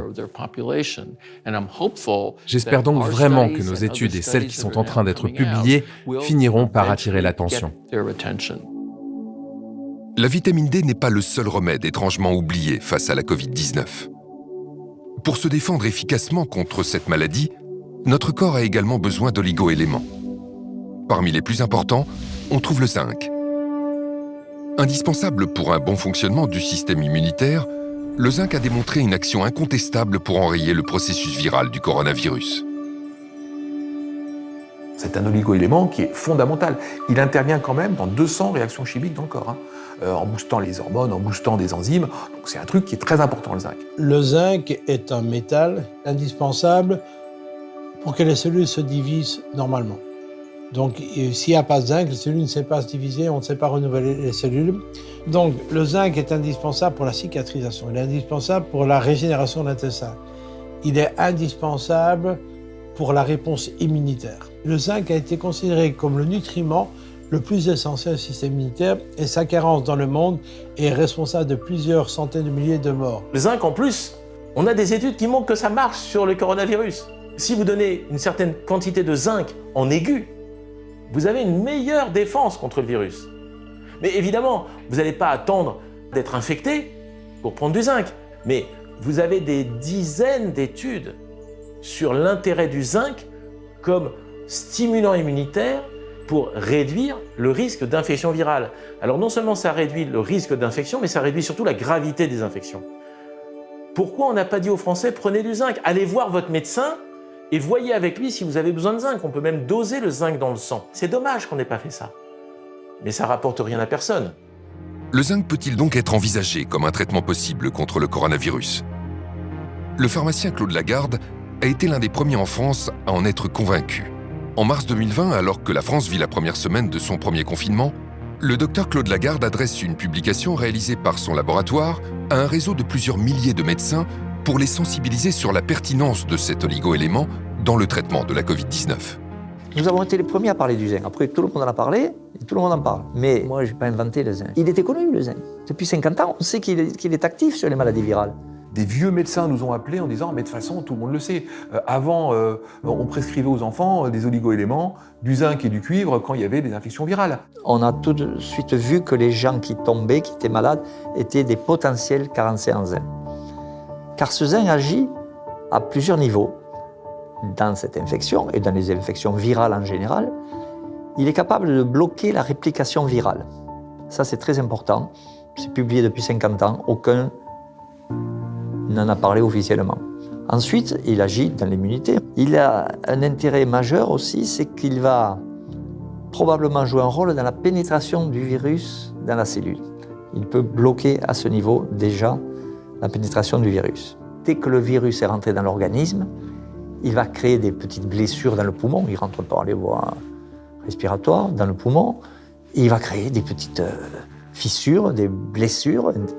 Et si on a suffisamment de zinc dans nos cellules de proximité, on va cicatriser, on va enrayer le processus en plus, puisqu'on bloque la réplication virale. Et ça se termine. On a démontré que le zinc interfère avec la division du virus. Donc pour moi, le zinc devrait faire partie majeure de la stratégie de prévention et de traitement du Covid. Dans plusieurs schémas thérapeutiques qui intégraient l'azithromycine et l'hydroxychloroquine, on a remis le zinc qui est en fait l'élément clé. On sait que certaines choses qui avaient été sous-estimées, comme le zinc par exemple, jouent un rôle dans la sévérité. Les gens qui ont une pathologie sévère ont des taux de zinc qui sont beaucoup plus bas que les autres, à côté d'autres données qui avaient été décrites dans la littérature. Je me rappelle de ce médecin new-yorkais qui avait eu 250 patients chez qui il avait donné de l'hydroxychloroquine et du zinc, il n'a eu aucun mort. Intéressant de savoir que l'hydroxychloroquine fait rentrer le zinc dans la cellule. Et une fois que le zinc rentre dans la cellule, qu'on a des taux élevés, le virus ne sait plus se diviser et donc il meurt. À travers le monde, d'autres observations confirment que le zinc pourrait être un élément clé des protocoles à base d'hydroxychloroquine. La grande étude qui a été publiée par les médecins de New York a montré qu'en plus du protocole Raoult, hydroxychloroquine, azithromycine, ils ont rajouté du zinc. Alors ils ont eu d'excellents résultats. Même constat pour le docteur Cardillo à Los Angeles, qui est intervenu sur la chaîne américaine ABC pour confirmer que le traitement à base d'hydroxychloroquine ne fonctionne de façon optimale qu'avec du zinc. L'analyse du traitement à l'hydroxychloroquine, c'est qu'il ne fonctionne que lorsqu'on l'associe au zinc. L'hydroxychloroquine ouvre la voie au zinc, qui pénètre dans la cellule, puis bloque la réplication du virus. Vous prescrivez donc le zinc et il est efficace pour les malades de la Covid-19 ? Chaque patient à qui je l'ai prescrit était à la base très malade et au bout de 8 à 12 heures, il n'avait plus aucun symptôme. Récemment, une étude, et ça a été rapporté en congrès, a montré que les patients qui avaient un taux de zinc bas, qui avaient été hospitalisés, avaient 2,5 fois plus de risque de mourir que ceux qui avaient un taux de zinc normal. Mais on n'en parle pas, ça, vous avez entendu parler du zinc? Non. En prévention, l'efficacité du zinc est tout aussi avérée, notamment pour les personnes les plus fragiles. Et cela dans l'indifférence générale des autorités sanitaires qui semblent ignorer les bienfaits de cet oligo-élément fondamental. On sait aussi, par des études épidémiologiques, que dans les EHPAD, dans les maisons de retraite, les gens âgés sont carencés en zinc à 50%. 1 sur 2 est carencé en zinc. Parce qu'ils mangent peut-être un peu moins bien, qu'ils assimilent moins bien au niveau intestinal. C'est beaucoup. Donc à eux, on pourrait en donner systématiquement. Et on aurait moins de besoins médicaux et médicamenteux pour les traiter, toutes ces personnes âgées qui sont suivies par des médecins régulièrement. C'est très facile de donner du zinc, même presque gratuitement dans les maisons de retraite. On n'en parle pas, je ne sais pas pourquoi. On préfère vendre des médicaments chimiques très chers. Parce que peut-être les scientifiques d'aujourd'hui sont des jeunes générations et n'ont pas connu, il y a 30 ans, les publications sur le zinc. Tout est publié, tout existe. C'est incroyable, incroyable que les comités scientifiques ne connaissent pas le zinc. Les grands spécialistes hospitaliers, et donc en particulier les experts qui ont géré cette crise, n'ont absolument pas cette culture. La seule prévention qu'ils connaissent des maladies infectieuses, ce sont les vaccins. Parce que pour eux, c'est la seule piste qui ait prouvé une efficacité. Mais c'est faux. On a des études sur le reste. Mais elles ne sont pas assez puissantes ou elles ne concernent pas un médicament bien précis. Donc, ils ne veulent pas le prescrire.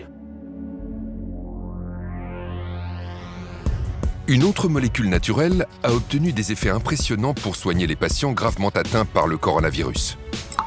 La vitamine C. Les injections de vitamine C ont démontré, études scientifiques à l'appui, une réelle efficacité contre les infections respiratoires et sur les patients victimes de septicémie. Vous allez comprendre pourquoi de plus en plus de médecins sont convaincus que les patients hospitalisés pour le coronavirus devraient recevoir immédiatement des injections de vitamine C. Mon grand-père pharmacien, il ne connaissait que 2 médicaments, hein, la vitamine C et l'aspirine, pour se soigner de toute pathologie virale.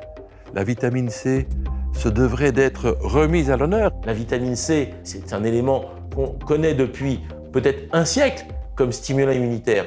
1 gramme, 2 grammes de vitamine C, déjà, on sait que ça a une action sur notre immunité. Et la vitamine C, elle a un avantage. Vous ne pouvez jamais faire d'excès. Vous ne pouvez jamais avoir un effet secondaire parce que vous avez pris trop de vitamine C. Parce que c'est une vitamine qu'on appelle hydrosoluble. Donc si vous en prenez trop, elle va repasser dans les urines, c'est pas grave, vous risquez rien. Mais pendant qu'elle passe dans le corps, elle agit. Et donc les fortes doses de vitamine C pourraient être efficaces. Chez un patient qui est complètement diminué en antioxydants, la vitamine C va très rapidement éteindre les incendies. C'est un antioxydant puissant.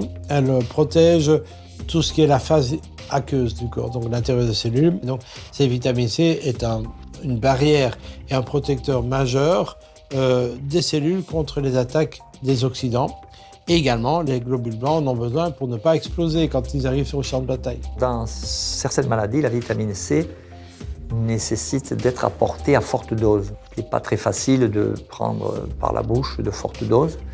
Et on a depuis longtemps déjà imaginé la possibilité d'injecter la vitamine C, ce qui va booster l'organisme. Face au coronavirus, les injections à haute dose de vitamine C auraient peut-être pu sauver la vie de nombreuses personnes gravement atteintes. Ce traitement bon marché et sans aucun danger n'a pour autant trouvé aucun écho dans les médias. Le docteur Pierre Corry est spécialiste de la médecine de soins intensifs aux États-Unis. Il appartient à un groupe constitué de 5 experts, tous rassemblés autour du professeur Marik, l'un des pionniers de l'utilisation de la vitamine C en injection. Le docteur Corry nous a reçus chez lui à Madison, dans le Wisconsin, pour nous raconter comment il a découvert ce traitement et pour partager avec nous les incroyables résultats des injections de vitamine C sur des patients admis en soins intensifs pour le coronavirus, et cela dans l'indifférence générale des autorités sanitaires. Le travail que j'ai fait avec la vitamine C, ou ce que j'appelle l'acide ascorbique, est basé sur la découverte qu'a faite mon ami et collègue, le docteur Paul Marik. Des études déjà publiées avaient montré que des doses élevées d'acide ascorbique en intraveineuse seraient très bénéfiques pour traiter les patients atteints de choc septique. Il a essayé sur 2 patients extrêmement malades qui s'étaient présentés à son hôpital et il a décrit que leur état physiologique s'était amélioré de façon très soudaine et abrupte. Cela l'a donc fortement intéressé et il a mené une étude dans laquelle il a traité la 50aine de patients suivants qu'il a reçus qui souffraient d'infections sévères et il a remarqué à chaque fois que ces patients se rétablissaient du jour au lendemain. Il a donc publié son expérience avec ces 50 patients en la comparant avec les 50 patients qu'il avait traités avant eux, sans utiliser la vitamine C en intraveineuse. Et ce qu'il a montré, c'était une diminution spectaculaire du taux de mortalité. Une grande quantité de patients survivaient avec beaucoup moins de défaillance des organes. Ils n'avaient pas d'insuffisance rénale, ils n'avaient pas besoin de dialyse. Je n'avais jamais entendu parler d'un médicament capable d'améliorer le taux de survie des patients de façon aussi significative. Impressionné par les résultats obtenus par le docteur Marik, Pierre Corry décide d'appliquer son protocole. J'ai essayé cela sur un patient qui venait d'arriver dans mon unité de soins intensifs. Il était extrêmement malade, c'était un patient qui n'avait aucun système immunitaire. Comme il était en train de recevoir une transplantation de la moelle osseuse, Il avait terminé toutes ses séances de chimiothérapie, il n'avait plus aucun globule blanc et son état se détériorait rapidement. Ce que j'ai vu avec cet homme, c'est qu'en l'espace de 2 ou 3 heures, son état s'est stabilisé. Et au bout de 6 heures environ, ses reins se sont remis à fonctionner, sa tension artérielle s'est normalisée, son état mental s'est amélioré, il a pu parler plus clairement. Quand je suis rentré chez moi ce soir-là, je n'arrêtais pas de penser à lui et à la puissance de ses réactions au traitement. Et quand je suis arrivé au travail le lendemain matin, il était en train de prendre son petit déjeuner en discutant avec sa femme et on s'apprêtait à le sortir des soins intensifs pour le ramener à l'étage où il était normalement. Et depuis ce moment-là, j'ai réalisé beaucoup de travaux dans ce domaine. J'ai mené ma propre étude et je dirais que ce que mon étude ajoute aux publications existantes, ce que j'ai découvert en utilisant cette approche dans mon propre service de soins intensifs, c'est que les effets de la vitamine C en intraveineuse et les réponses qu'elle produit dépendent entièrement du moment où elle est administrée. Il faut l'administrer très rapidement après l'arrivée du choc septique, de préférence aux urgences ou très tôt dans l'unité de soins intensifs. Fort des résultats spectaculaires obtenus avec la vitamine C sur des patients victimes d'un choc septique, les docteurs Paul Marik et Pierre Cory vont appliquer leur protocole sur des malades atteints de la Covid-19. Les résultats obtenus confirment leurs prévisions. Puisque nous savons, et c'est la conviction que je partage avec mes collègues, que la vitamine C fonctionne dans les cas de choc septique ou de septicémie, devrions-nous en déduire qu'elle peut fonctionner aussi dans les cas de Covid ou de difficultés respiratoires liées à la Covid? Eh bien oui, absolument. Au stade où j'en suis aujourd'hui, nous avons déjà un essai randomisé contrôlé et un essai rétrospectif qui montrent tous les deux les effets très bénéfiques de la vitamine C à haute dose dans des cas d'insuffisance respiratoire liée à la Covid. Donc je ne comprends pas la décision de ne pas utiliser ce traitement. Il est sans danger, peu coûteux, de nombreuses données montrent qu'il fonctionne très bien sur les lésions pulmonaires comme les pneumonies ou le syndrome de détresse respiratoire aiguë, donc on devrait l'utiliser. L'efficacité des injections de vitamine C est observée aux 4 coins du monde. Pourtant, aussi incroyable que cela puisse paraître, certains médecins snobent ce puissant outil thérapeutique. Selon un article, on a estimé qu'entre 15 et 20% des médecins aux soins intensifs l'utilisaient. Pourquoi n'y en a-t-il pas plus? C'est une question à laquelle j'ai beaucoup réfléchi et à mon avis, il y a peut-être 3 raisons à cela. Premièrement, il s'agit d'une vitamine. Et par rapport aux vitamines, depuis longtemps, dans la médecine allopathique professionnelle, il y a un énorme parti pris contre les vitamines. Donc, en tant que médecin, promouvoir des vitamines est considéré comme non scientifique et inconvenant. Deuxièmement, il y a un malentendu au sujet de la nature du traitement. Il ne s'agit pas juste de donner quelques comprimés de vitamine C aux patients.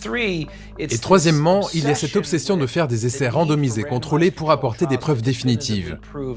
Et ce qui me tue vraiment, c'est que ces essais existent et démontrent que la vitamine C en intraveineuse a eu des effets bénéfiques sur le taux de survie. Et malgré cela, les médecins continuent de ne pas l'utiliser, parce que l'essai est trop modeste, parce qu'il faut en faire un plus grand, etc. Ce parti pris influence énormément la façon d'interpréter des données pourtant scientifiques. Si le zinc, la vitamine C ou encore la vitamine D ont démontré qu'ils étaient de réels traitements pour les malades du coronavirus, ils sont aussi, comme d'autres micronutriments essentiels, d'une incroyable efficacité en prévention pour améliorer nos défenses immunitaires. Car plus notre terrain est solide, moins le virus est dangereux. J'ai toujours aimé la formule de Béchamp, le microbe n'est rien, le terrain est tout. Il n'y a pas un exemple plus beau que la Covid-19 pour illustrer cette phrase. Parce que vous vous rendez compte quand même que le même virus va, chez certains, donner rien, aucun symptôme. Les gens font l'infection sans strictement aucun symptôme, ils ne le savent pas, et d'autres meurent. C'est le même virus. Donc on ne peut pas dire que la gravité est liée au virus. C'est pas possible, puisque si la gravité était liée au virus, tout le monde aurait une maladie grave. Vous voyez, je veux dire, plus ou moins, bien sûr, mais là, ça va de rien à la mort pour le même virus. Donc c'est bien une histoire de terrain. Le microbe n'est rien, le terrain est tout. Et donc, si on stimulait cette immunité de nos patients, est-ce qu'ils n'auraient pas des chances d'être moins malades? Mais à aucun moment, on a dit aux Français, stimulez votre immunité. L'absence de conseils préventifs est d'autant plus délétère que les confinements et la communication anxiogène des autorités ont impacté le moral de la population. Ce qui me rend le plus en colère aujourd'hui dans cette histoire de pandémie, c'est la peur que l'on a introduite chez la plupart de nos concitoyens. Plus que jamais, la pandémie de Covid-19 est active et meurtrière. On a joué avec cette peur, on l'a entretenue et elle est dramatique à beaucoup de niveaux. On le sait tous, le stress fait chuter le système immunitaire. Ceux qui font de l'herpès le savent. Un gros stress, le bouton d'herpès sort. Pourquoi un bouton d'herpès sort? Parce que le système immunitaire a chuté. C'est connu de tout le monde, c'est incontestable. Nos défenses naturelles qui ont besoin d'être remontées parce qu'on est en face d'un virus se trouvaient être au contraire amenuisées, affaiblies par, je dirais, la sinistrose, le catastrophisme, la panique qui se retrouve sur toutes les chaînes de télé, dans tous les médias qui ne cherchent qu'à faire du sensationnalisme. On a vu celui que j'appelle le croque-mort officiel de la DGS, le professeur Solomon, qui venait tous les jours égrener ces chiffres quand même. C'était redoutable la manière dont il balançait ça. Quand on nous donne le nombre de morts, pourquoi ne pas dire ces gens qui meurent, ils étaient hospitalisés depuis 1 mois et demi. Ces gens qui meurent, ils ont tel âge, ils ont telle comorbidité, ils sont très obèses, ou ils ont... En entretenant la peur dans la population, je pense qu'on a au contraire aggravé les risques sanitaires plutôt que le contraire.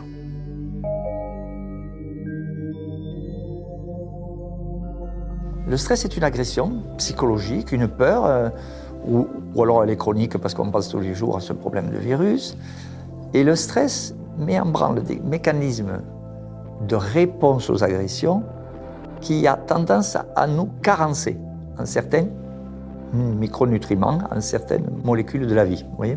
Donc le stress concourt à nous carencer en magnésium, en zinc, en d'autres substances minérales essentiellement, mais il nous carence parce qu'il hyperconsomme certains nutriments. Donc si on n'a pas apporté l'équivalent tous les jours dans son alimentation, le stress va nous vider petit à petit de certaines réserves.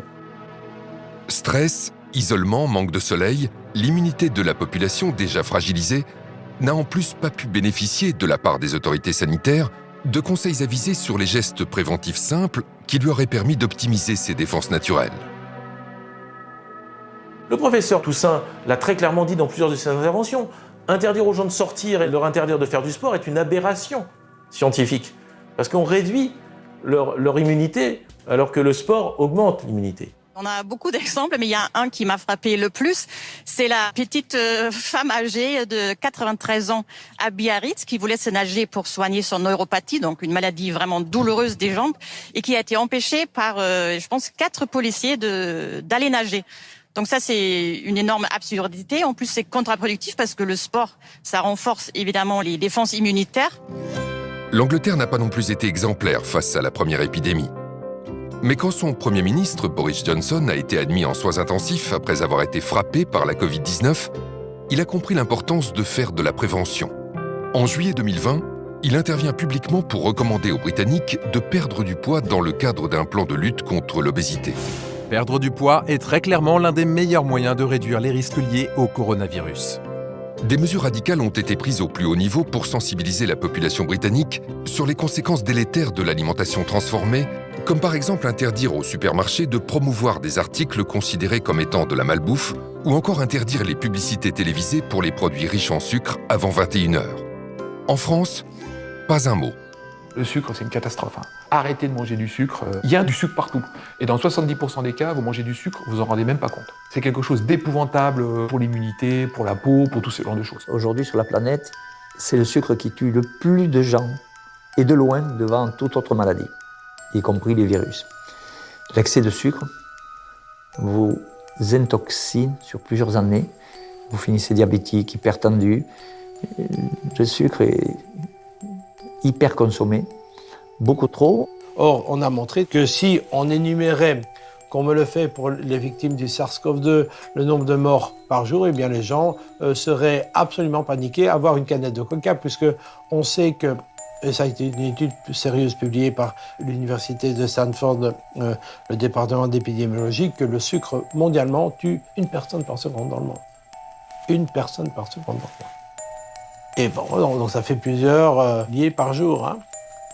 Et ça, on n'en parle pas. Donc vous devez savoir que, notamment au niveau des communautés européennes, l'industrie du sucre dépense 3 milliards de dollars par an pour le lobbying, pour ne pas que des décisions contre les industries qui mettent du sucre prennent des décisions, notamment pour l'étiquetage. Quand on vous dit ça, vous avez tout compris. Face au coronavirus, une bonne hygiène alimentaire peut faire toute la différence. C'est ce que le docteur Asim Malhotra a déclaré dans le journal European Scientist. Le grand public doit être informé immédiatement qu'il lui faut réduire le sucre, les glucides transformés et la malbouffe, et se mettre à consommer des produits bruts, riches en légumes, fruits, noix, graines, avec beaucoup de protéines, de légumineuses, de poissons, viande, œufs, pour améliorer sa santé en quelques semaines et l'aider à se protéger contre le nouveau coronavirus. Pourquoi ne conseille-t-on pas aux gens de se prémunir, de leur donner des conseils alimentaires pour prévenir des désordres et des pathologies? Eh bien, je pense tout simplement parce que dans les études de médecine, on n'apprend pas la santé aux futurs médecins. On leur apprend à faire des beaux diagnostics en s'aidant d'explorations coûteuses, souvent des radios, des analyses de laboratoire, des scanners, etc. Et on arrive à des diagnostics, mais avec un diagnostic, on a un traitement dont le médecin, il pense que son rôle, c'est de diagnostiquer et de traiter, alors qu'il devrait être la première personne qui s'occupe de prévention. 400 ans avant notre ère, Hippocrate, le père de la médecine, disait « Que ton alimentation soit ta première médecine ». Depuis, la biologie et la technologie sont passées par là et ont permis d'observer que chaque rouage du système immunitaire fonctionne grâce à des nutriments particuliers que notre alimentation est censée nous apporter. Ainsi, armé avec de bonnes munitions, notre système immunitaire dispose de l'arsenal idéal pour combattre une multitude de menaces telles que les bactéries, les champignons, les parasites ou encore les virus. Puisque l'intestin contient 60% de nos cellules immunitaires, vous comprenez bien que l'alimentation joue un rôle majeur sur notre immunité. Seulement de nos jours, l'alimentation est souvent trop riche en calories et trop faible en nutriments essentiels, même lorsque l'alimentation est équilibrée. C'est pourquoi pour de plus en plus de professionnels de la santé, la micronutrition apparaît comme une solution préventive particulièrement efficace contre les virus. Notre organisme est une véritable usine chimique qui fabrique des hormones, des anticorps, des quantités de molécules, des tissus, du muscle, des organes. Donc, tout se fait par de la chimie interne, ce qu'on appelle la biochimie. Et cette biochimie nécessite des substances que nous devons manger absolument. Donc protéines, acides aminés, acides gras polyinsaturés, vitamines, toutes les vitamines, oligo-éléments, qui sont des catalyseurs. Sans eux, les milliards de réactions chimiques dans l'organisme ne peuvent pas bien se réaliser. La micronutrition, c'est un moyen de restaurer le bon fonctionnement de l'organisme. C'est d'apporter donc des nutriments à l'état de trace, parce que micronutriments pour corriger ces défaillances. La plupart de mes patients ont des carences sévères en oméga 3, des carences en sélénium, en vitamine D. Je me rappelle de ce patient qui a un cancer du pancréas, qui est venu me voir parce qu'il est désespéré, parce que, en fait, quand on vous dit que vous n'avez plus que pour 3 mois à vivre, soit vous acceptez, vous allez faire votre testament, soit vous essayez de voir s'il n'y a pas une alternative. Et ce patient, à qui on avait dit vous êtes inopérable, a voulu quand même faire autre chose. Son bilan nutritionnel était catastrophique, on l'a corrigé. Il a pu, avant une chimiothérapie, la tumeur a régressé, on a pu l'opérer et il est en rémission complète. Et donc l'approche est très efficace lorsque vous adressez le patient comme personne unique et que vous envisagez tous les nutriments et que vous corrigez de manière personnalisée. Et quand vous faites ça, vous avez des résultats remarquables. La situation des maisons de retraite, ou comme vous appelez en France EHPAD, est assez révélatrice et caricaturale de la situation de société. Les personnes âgées, en moyenne plus de 80 ans, ont été les premières victimes et restent les premières victimes de cette infection à virus SARS-CoV-2 Covid-19, ce qui est révélateur de leur état micronutritionnel détestable et complètement carencé. On a des moyens efficaces qui sont de corriger le taux de vitamine D, le taux de zinc, le taux d'antioxydants. Et c'est ça qui est un peu interpellant. Pourquoi, alors que cela est connu, est-ce qu'on ne le propose pas aux patients ? Cette omerta s'exerce également sur les nombreuses autres solutions naturelles à notre disposition. C'est le cas notamment des traitements fondés sur les extraits de plantes et les principes actifs naturels, plus communément appelés la phytothérapie. La plupart des médicaments ont été aspirés à partir des plantes. Le problème, c'est que les plantes ne sont pas vénales, n'ont pas breveté leurs inventions. Donc, que fait Big Pharma ? Elle prend la molécule, elle la modifie, elle la rend unique, elle la brevette et elle peut la vendre au plus haut prix puisque elle est protégée. La phytothérapie, c'est une stratégie merveilleuse que moi j'ai découvert à travers les malades. Je n'ai pas appris ça à l'école de médecine, bien entendu. Le gouvernement chinois, quand il y a eu le Covid, ils ont été intelligents. Ils ont vu qu'ils étaient un peu débordés au début. Bon, certes, ils ont trouvé l'hydroxychloroquine en cours de route, mais ils ont fait appel à la médecine traditionnelle chinoise et que ont donné les médecins chinois? Beaucoup d'artémisia. Ça a marché. Après, ça a été exporté en Afrique. Ça a marché remarquablement.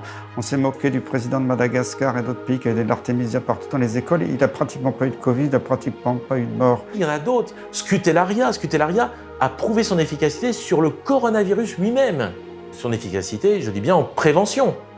Ça ne guérit pas la maladie, mais en prévention, on a une réduction des infections à coronavirus grâce à Scutellaria. Beaucoup d'extraits de plantes ont un intérêt parce que ce sont des molécules qui vont limiter l'inflammation. Boudée, voire discréditée par une bonne partie du monde médical et scientifique, la phytothérapie mérite pleinement de retrouver ses lettres de noblesse. Le 19 septembre 2020, l'Organisation mondiale de la santé a approuvé la mise en place d'un protocole pour des essais cliniques concernant les traitements de phytothérapie pour la Covid-19.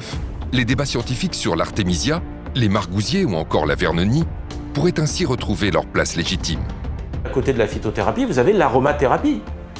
Vous avez le plus grand antiviral probablement que la nature ait créé, qui est Ravinsara. Cette huile essentielle qui vient de Madagascar est d'une puissance extraordinaire. Et on a des publications claires là-dessus.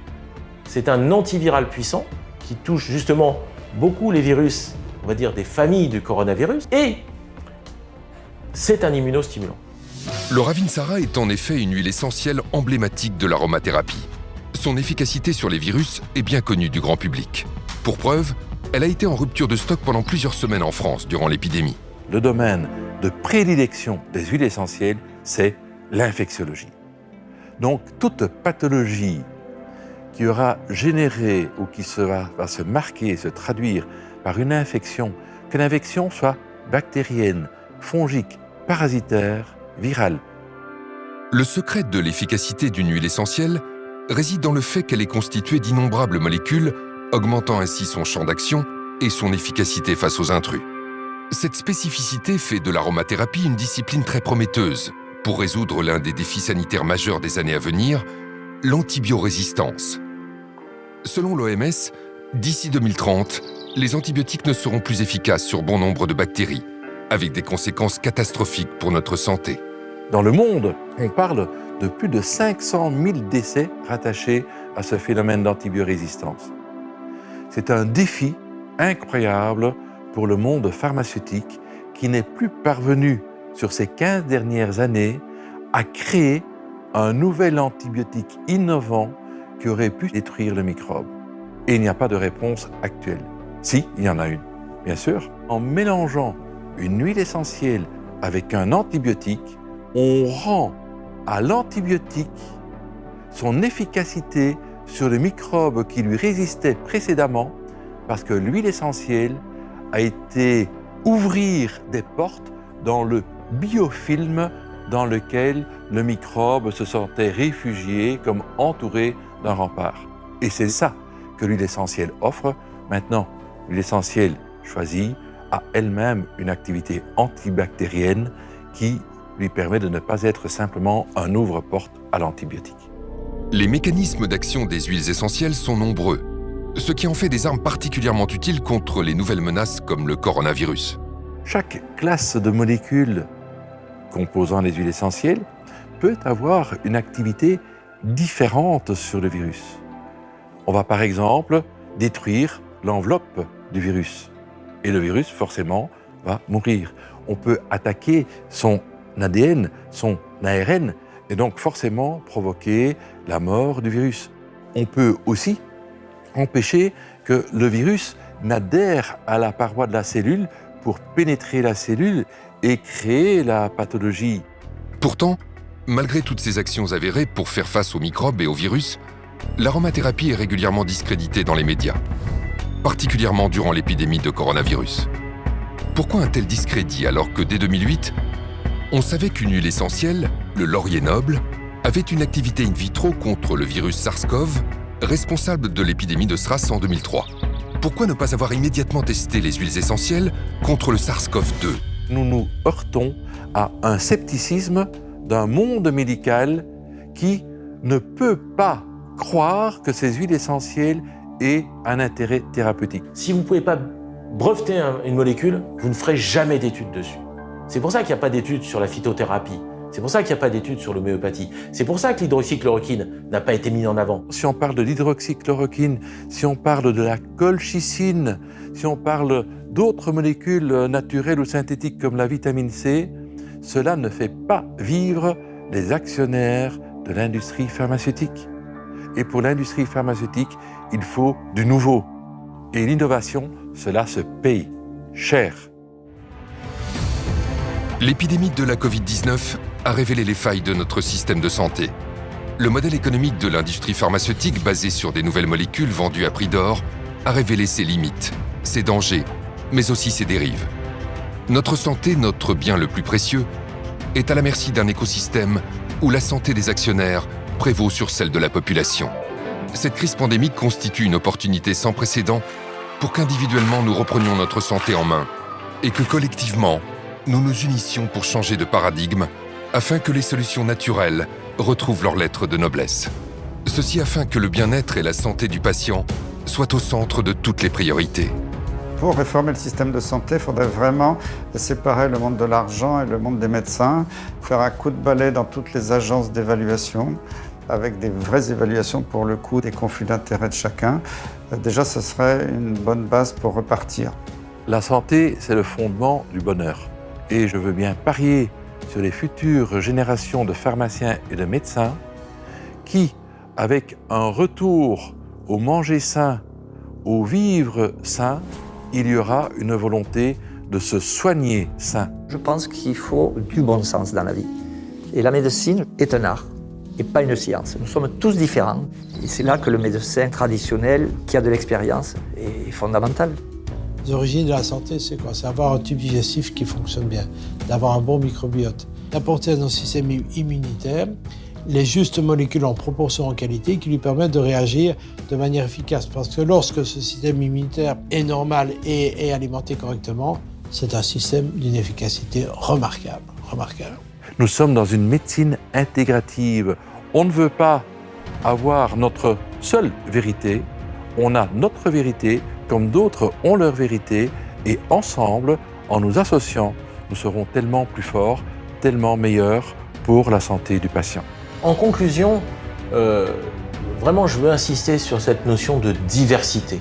Réellement, je crois qu'à la fois les décideurs, les experts, le grand public, mes confrères doivent comprendre que rien n'est plus riche que notre diversité et que la pensée unique n'a rien à faire en médecine. Et réellement, je crois au plus profond de moi que la pensée unique, c'est la mort, la diversité, c'est la vie. Donc je veux vraiment que tous ensemble, on choisisse la vie.